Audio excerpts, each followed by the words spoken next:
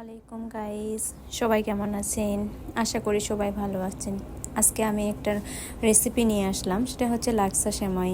আর এই সেমাইটা হচ্ছে মাদলের, অবশ্যই আমি আপনাদের এর আগেও শেয়ার করেছিলাম। আর মাদলের হচ্ছে লাক্সা সেমাইটা খাইতে খুবই একটা অন্যরকম টেস্ট।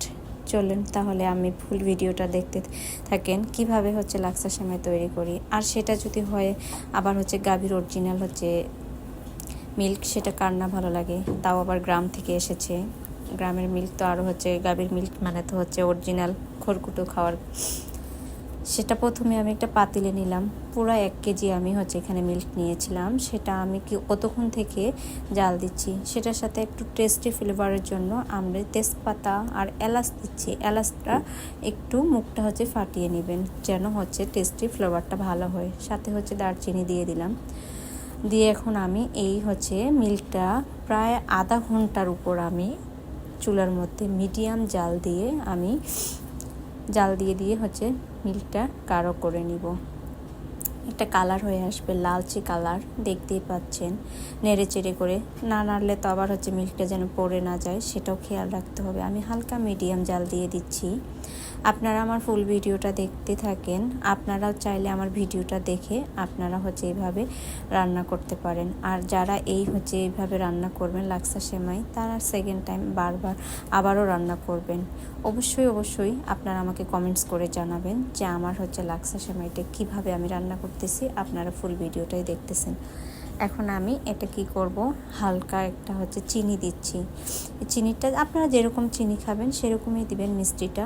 আমি যেহেতু আমার মেয়ে খাবে, তাই আমি হচ্ছে খুব চিনির পরিমাণটা কমেই দেই, কারণ আমার ছোটো বাবু তো 15 মাসের বাচ্চা, এটা কিন্তু বাচ্চাকে খাওয়াইতে পারবেন। তার জন্য আমি লাল চিনিটা খাওয়াই। এই লাল চিনিটা কিন্তু একটা আখের হচ্ছে অরিজিনাল গুড়, সেটা মাদলে গেলে আপনারা পাবেন। আমি মাদলের, কারণ মাদলের ওখানকার একটা জিনিসগুলো সব কিছুতে অরিজিনাল। এর আগেও আমি ভিডিও আপনাদের সাথে শেয়ার করেছিলাম।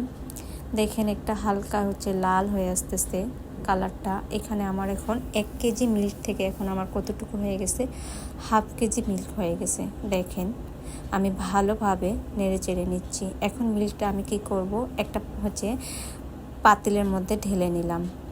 ঢালার পরে এখন আমি এই সেমাই, এই হলো মাদলের সেমাই, এটা ঘি দিয়ে হচ্ছে ওনারা তৈরি করে আর হচ্ছে নিজেরা ভেজে রাখে। এতটা টেস্টি, যেটা খাইলে মুখে স্বাদ লেগেই থাকে। এখন আমি পাতিলের মধ্যে আমি হালকা করে এখন সব হচ্ছে সেমাইগুলো দিব, যেটা আমি, আপনারা চাইলে ঝরঝরাও খাইতে পারেন এই সেমাইটা, কিন্তু আমার বাচ্চা খাবে। আর এই রমজান মাসে তো এরকম একটা সেমাই যদি হয়, কার না ভালো লাগে বলেন।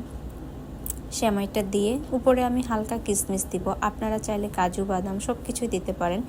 আমি কাজু বাদাম খাই না, তাই আমি সব দেই না। আপনারা চাইলে দিতে পারেন, আমি জাস্ট কিশমিশ খাই, কিশমিশটাই দিলাম কিছু একটু দিয়ে।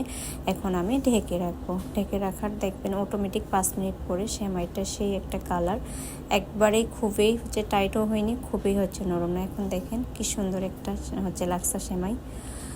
অন্য কোনো ভিডিও নিয়ে আপনাদের সাথে আমার আবার দেখা হবে। এ পর্যন্ত ভালো